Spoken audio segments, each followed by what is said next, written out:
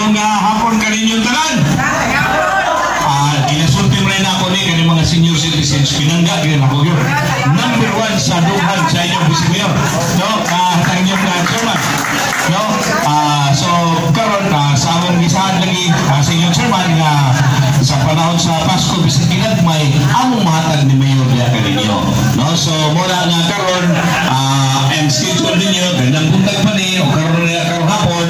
So, among gagmay nga pinasuhan para sa mga senior citizens. No? So, wala may katag senior citizens na yun. No? Kaya mas pinangga mo sa tanan. No? So, wala sinasulti ni Mayor. Dito may kita sa pundulo sa itong project. Kay kasuhan lang siya ito. So, doon ay special na treatment sa atong mga inagos sa atong basura para si Mayor dili mapreso o ako.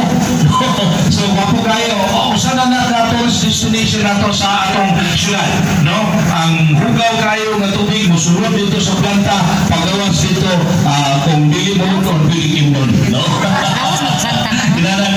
Nindot ang mga proyekto. So, ako ngayon kaninyo nga, nalipayo Pasko, iamping mo sa panahon sa Pasko, o kaya wala pa magpapakuna, magpapakuna na dyan, ayaw mo kanlo, no? Kay kami ni Mayor, hapit namin kanang booster. Ang uban, hapit namin mag-booster. Yago ka mo, wala pa mo, kapakulab sa tao sa kansyo.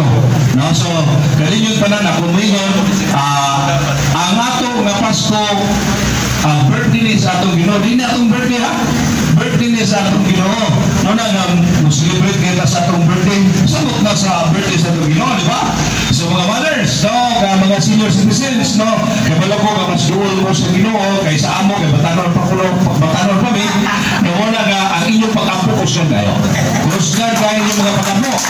Mga senior citizens, akong hanap sa inyo, yan po may inyong mga lideres, na si Mayor, ako, o akong mga kauban, na kanunay na safety, alamong pag-servisyo ka rin yung kanunay, o sa among paglakaw, bisan asa ni panalunan ka sa atong Ginoo. Sama na ako po sa kaninyo nga ang iyong Pasko malipayo o panalunan ka mo kanunay sa atong Ginoo. So, Merry Christmas kaninyo tanan o God bless us.